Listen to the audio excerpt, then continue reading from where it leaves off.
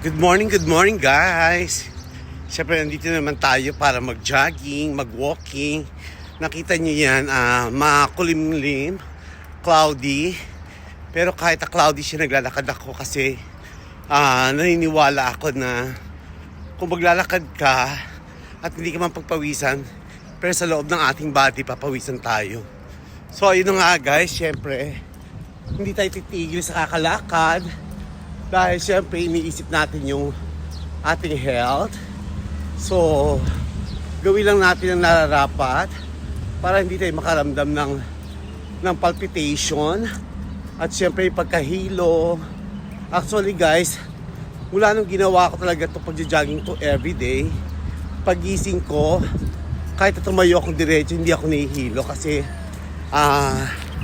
siguro nagiging active ang aking katawan, nagiging regular ba.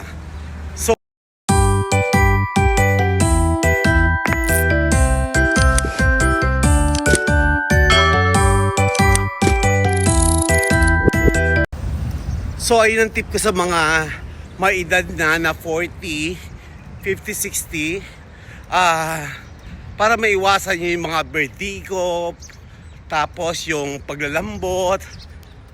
Gawin nyo lang ang dapat gawin, mag-jogging, mag-exercise every morning, o kahit na may araw siya dahil ang araw ay nagbibigay ng vitamin D sa atin para sa mga diabetic. Tapos huwag tayong makakalimot kumain ng mga vegetable tulad ng mga iron, ayan, para at least bonggang-bongga. Anyway guys, nag-routine ko na rin to everyday kasi gusto ko talagang magbabago ba ang aking pakiramdam at ma-loss weight ako para at least yung kinatatakutan kong stroke ay hindi mangyari sa akin. Ganun lang. Gaya ng sabi ko nga guys, hindi basta-basta yung sasabihin nyo na may katuwiran kasi yung iba na ay di bali mawawala rin naman ako, bahala na. Ako guys kasi yung mentality ko mawala man ako, ayoko na pahirapan ang pamilya ko kasi this is not good. Para at least alam natin na pag naiwan natin sila, at least parating tayong aalis na hindi natin sila pinabayaan. So, yun lang guys. So, sana sa mga 40, 50, 60 dyan, huwag muna natin isipin ang pagkawala. Isipin muna natin ang enjoyment. Kasi kahit anong hirap, masarap pa rin mabuhay sa mundo. Ganon. So, love, love, love. And God bless all.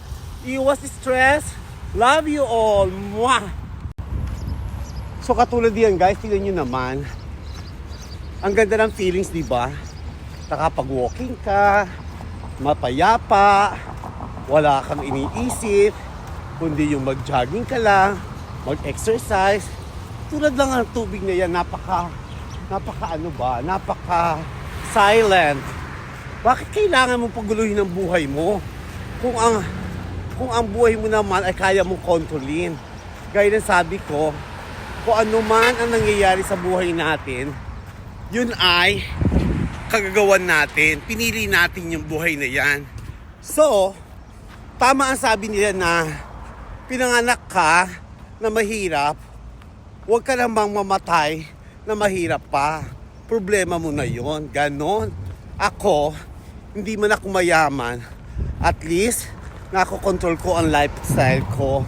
Nakokontrol ko kung kailan ako magagalit. Nakokontrol ko kung kailan ako sasaya. Yung bang level lang ba? Pero ang bottom line dito guys, dapat sa atin, huwag tayo magpapa-stress, huwag tayo masyadong nagagalit.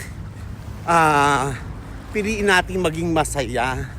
Kasi ang problema, lahat yan ay nasa likod ng tao.